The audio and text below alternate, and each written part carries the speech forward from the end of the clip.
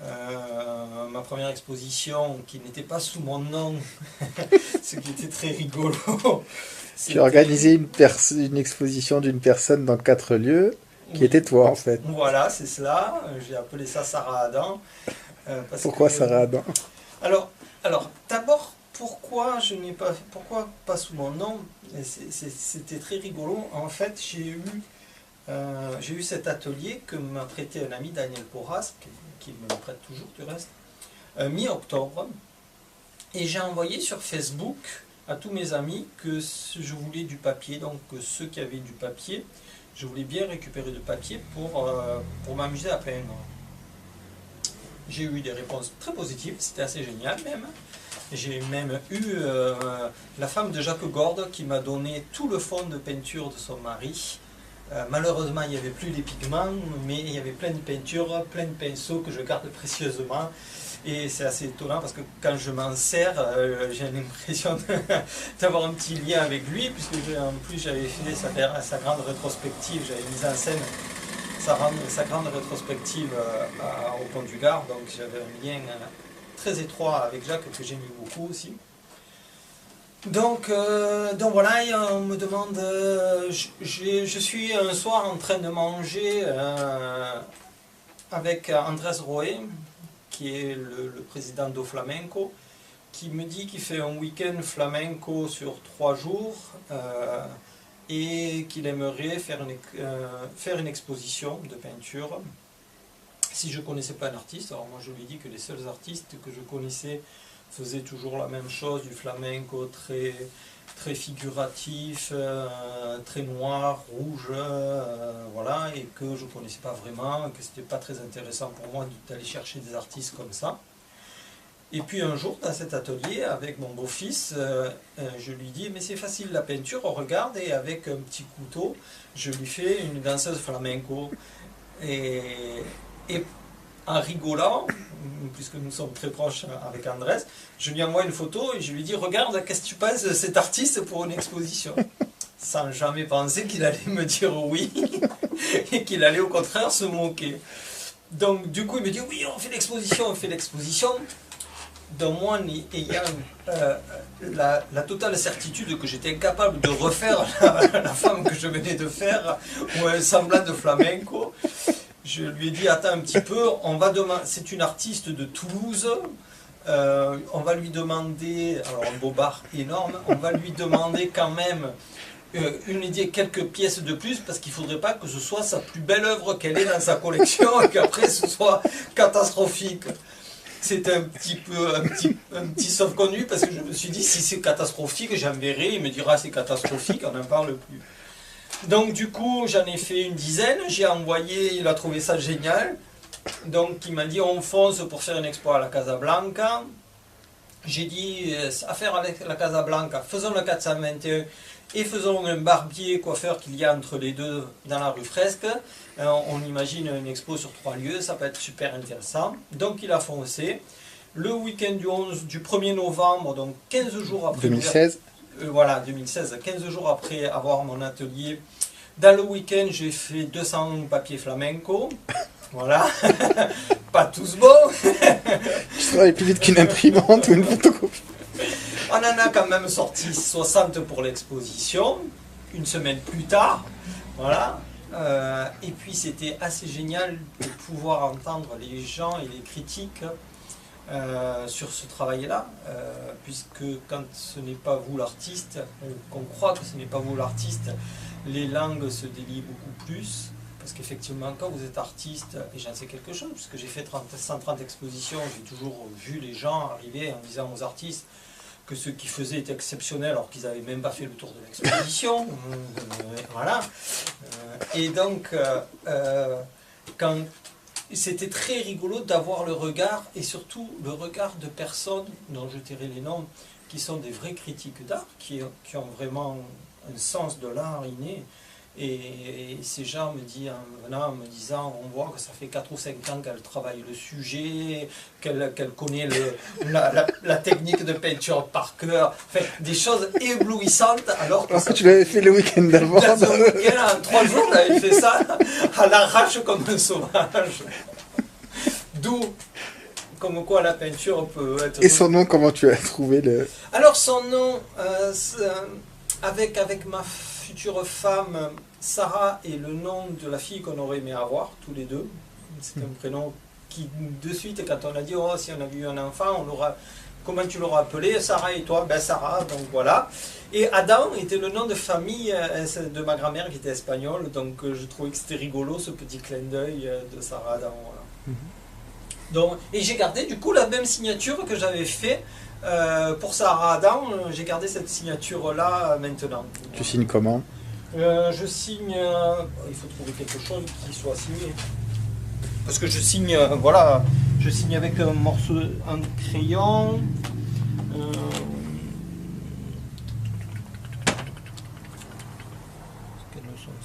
Mais tu signes pas Siméon alors? Non. En fait, je te le fais, ça va. Mais là, par exemple, chez Audrey Carbeau, c'est une exposition de Patrick Siméon ou de Sarah Adam? Non, non, Patrick Siméon. En fait, voilà ce que je fais pour signer. En fait, je fais un P et un S. Voilà, et j'avais fait ça, comme ça, ça faisait un A de Sarah Adam et un S de... Tu vois, ça faisait Sarah Adam. La vérité, c'est Patrick Siméon. Voilà. Donc j'ai gardé ça parce que je trouve ça très très bien. Et je n'ai pas enlevé le petit trait, je le garde comme précieusement. C'est un beau souvenir. C'est le lien. Oui, oui, voilà, exactement, c'est le lien. C'est très important. Le lien est très important. Non, non, c'était très, très amusant. Enfin, voilà. Voilà. Après, la première exposition à Arles était assez géniale. Dans le sens où j'avais mis beaucoup de tauromachie, c'est pareil, j'avais dit que je ne ferais pas de tauromachie et pas de flamenco. La première exposition c'était du flamenco, et la seconde c'était de tauromachie. Bon, j'avais mis des pièces, des collages qui sont à côté, mais j'avais fait beaucoup de tauromachie et j'ai été très surpris de la réaction des gens, puisque j'y suis allé tous les après-midi, une paire d'heures, parce que comme je suis un petit peu souffrant actuellement, je ne pouvais pas y rester toute la journée. Et comme c'était l'espace Van Gogh est en dehors du circuit Feria, on a eu très peu d'aficionados, quelques connaissances, mais très peu d'aficionados, mais des gens qui me donnaient leurs sentiments, et ça c'était assez génial de voir la réaction des gens, et de voir les gens comme ils parlaient de ma peinture, ne sachant pas que j'étais le peintre, puisque je ne me présentais pas comme Patrick Siméon, ils venaient... J'étais assis sur une chaise, ils venaient me parler en me disant qu'ils trouvaient ça bien, tout ça, et c'était vachement bien parce que bien évidemment, quand on se dit quand on connaît le peintre, on se dit on va féliciter le peintre juste pour lui montrer qu'on le félicite. Mais là non, c'était juste parce qu'ils avaient bien aimé, c'était vraiment trop trop bien ça. Voilà. Après on va voir les critiques nîmoises qui elles vont être beaucoup plus dures parce qu'on va on va affronter le monde de la tauromachie. C'est un petit peu différent. Il faut jouer de la cape. Voilà, mais oui, il y a plein de capes en plus à l'exposition. Faut que tu les fasses tourner avec la cape. Puisqu'en fait, mes tauromachie... Ah, mais tu as jamais vu mes tauromachie ici? Je me souviens pas la dernière fois que je t'ai vu, j'avais vu les Sévillanes. En fait, mes tauromachie sont assez folles. Il n'y a ni torero, ni taureau. Je suis le seul. Alors, autant dans les raseteurs, il y a des taureaux et des toreros. Les rasteurs, tu ne considères pas comme c'est des tauromachie? Si, bien sûr, si. Mais les tauromachie espagnols, excusez-moi. D'accord. Donc, mes tauromachie. Donc voilà, il n'y a pas de torero. Il n'y a que la cape et le... Voilà, bon là il y a un œil de taureau qu'on voit avec la corne. Mais sinon, il y a toute une série comme ça de capes. Comment s'appelle le chapeau des taureurs? La montera. Ça c'est encore un œil de taureau. Ça c'est plus compliqué, c'est un caparasson d'un cheval. On a le caparasson là et la croupe du cheval là. Et après voilà mes toreros. Donc il n'y a pas vraiment de personnages.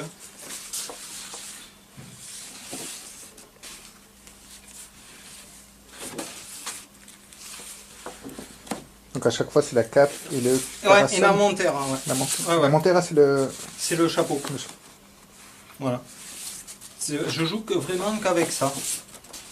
Pour l'instant, après...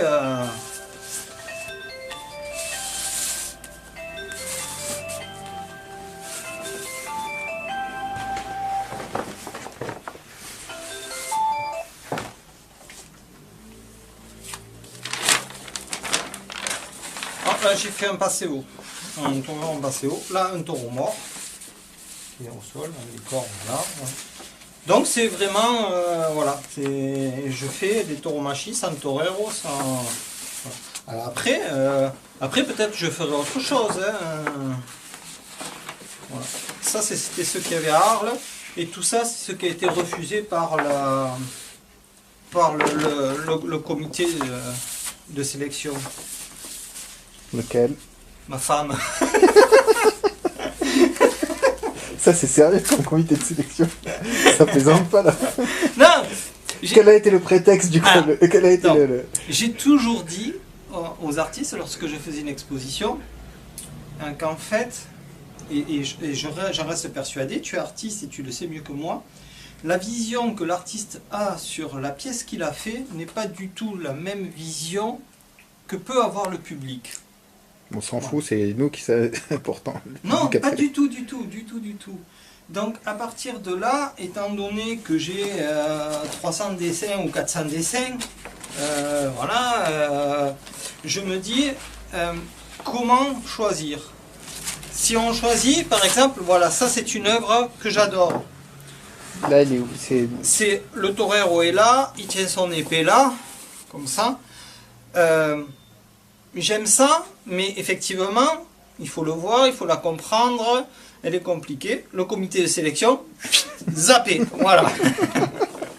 Ça aussi, c'est une œuvre que j'aime beaucoup. Comité de sélection, voilà.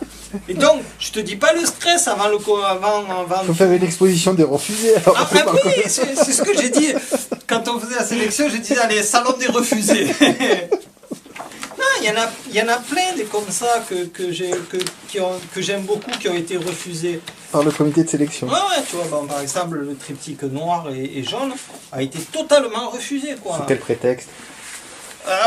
Non, alors, franchement, je suis très heureux et très fier parce que d'abord, ma femme sort de l'école du Louvre, a un véritable travail intellectuel sur les œuvres. Tu vois, celui-là, j'adore. Refusé, au salon des refusés. Ça, c'était quoi celui avec le... C'est une arène vue d'en haut, en fait. D'accord. Donc voilà, donc du coup, elle a une vision sur l'homogénéité de l'exposition. Ça, on parle de l'exposition qui était à voilà. Arles. Qui était à Arles et celle qui est à Nîmes aussi. Chez Carbo. Voilà, c'est-à-dire on prend le lieu, on prend les possibilités qu'il y a d'exploitation des murs, et à partir de là, on se dit, il y a 5 pièces, sur ces 5 pièces, qu'on ait une homogénéité sur ces 5 pièces-là. Voilà. Et à partir de là, on fait le tri tous les deux, où effectivement elle refuse tout ce que j'aime. mais du coup, comme je suis totalement à part et que j'aime une chose un peu bizarre, je la rejoins et je trouve qu'elle a raison. Les deux bonhommes là que j'adore ont été refusés par le comité. Voilà. Et ces bonhommes bleus que j'ai fait parce qu'il me restait, en fait, quand j'ai fait le monochrome bleu, il me restait de la peinture à l'huile et j'adore toucher la peinture à l'huile. Je fais pratiquement que de l'acrylique pour des questions de facilité de nettoyage de pinceau, mais vraiment que pour ça.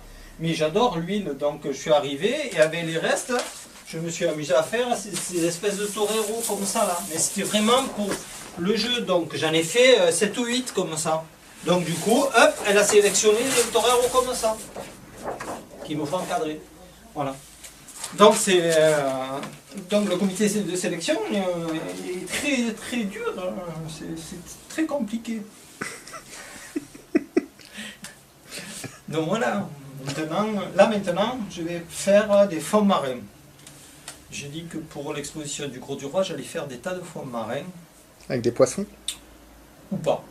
En Méditerranée, il n'y en a pas beaucoup donc. Après, ils seront bleus, jaunes, orange ou pas? J'ai totalement oublié que si on fait la Méditerranée, il suffit de mettre un peu de gris, un peu de bleu, et il n'y a plus de faune mais de flore, donc... Non, voilà, non, en fait, comme j'ai... Si, il y a les algues là qui envahissent. Ah oui, il y a les algues et les boues rouges, voilà. Non, voilà, des fonds marins, et je vais faire, parce que je suis passionné de ça, des danseuses classiques en tutu blanc. Enfin, je vais faire. Peut-être ça aura. Peut-être qu'à l'arrivée, on verra ni fond marin, ni danseuse classique. Et peut-être même que quand je présenterai une danseuse classique, on me dira ah, joli fond marin, et vice versa. Tout est possible chez moi. Il faut faire confiance au comité de sélection. Ouais, voilà, c'est le comité de sélection après qui sélectionne et qui. Non, c'est voilà, quand même génial de pouvoir avoir ça, de pouvoir monter avec sa compagne, puisqu'en fait, quand on a fait les 3 premières expositions du musée, qui pour moi ont été les plus grosses, les plus belles et les plus précieuses expositions qu'on avait fait au musée Taurin, au musée Culture Taurin, ouais. On les avait fait ensemble et c'était un vrai bonheur de travailler ensemble. Et du coup, je retrouve cette complicité, puisqu'on travaille ensemble et maintenant on vit ensemble. En fait, c'est juste ma vie et juste le prolongement de tout. Voilà. Je trouve que ça très bien, comme chaque... Alors, je ne dis pas échec parce que je ne peux pas dire que j'ai eu beaucoup d'échecs dans ma vie, mais chaque mauvais moment de ma vie a rebondi sur quelque chose d'éblouissant. Voilà. Bon, alors, le comité de sélection est éblouissant. Très éblouissant. Voilà. Après, tu les avais vus, les papiers. Hein, en fait, si on prend ces tauromachis-là, en fait, ce sont des papiers que je fais au départ. Et suivant la vision que j'ai du papier, j'apporte un torero ou... j'apporte un torero, voilà. Donc ça à droite, c'est les papiers que tu fais au départ. Ça, c'est mes papiers de fond. Et après, ils deviennent soit et après, au besoin, tu vois, peut-être il y aura une danseuse là. Là, c'est peut-être un fond marin alors là-bas. Ouais, oh, mais tiens, un fond marin, allez, pendu, avec les oursins. Non, voilà, et c'est à partir de ça que je crée ça. Pour la tauromachie, hein. Après, pour le flamenco, ça a totalement été différent. Le flamenco, du coup, on voit un petit peu l'évolution, qui ont été les premières pièces. Alors ça, c'est pas du tout sec. Le flamenco, c'est là-dessous, donc tu vois tout ce qu'il y a. Donc le flamenco, c'était différent. J'étais parti, j'avais fait comme si c'était une scène fermée, où la danseuse était totalement enfermée dans son mythe. C'était l'idée que j'avais eue, c'était de faire quelque chose très vite fait, mais de la figer, de l'arrêter dans un espace. Et j'avais bien aimé cette idée de fixer, d'arrêter. Alors c'est très rigolo parce que du coup, ce cadre me faisait penser à la scène, mais dans la tauromachie, j'ai pas du tout eu cette idée d'enfermer les danseuses. Bon, il y en a quelques-unes qui étaient ouvertes un petit peu. Mais voilà, c'était toujours assez figé, assez fermé. Très torturé, je suis d'accord. Mais voilà, c'était cette vision-là que j'avais d'une œuvre flamenca. Et ça, c'est ce qui a été fait après l'exposition. Avec des belles signatures. Ça, c'est Saradan. Donc voilà pour le flamenco.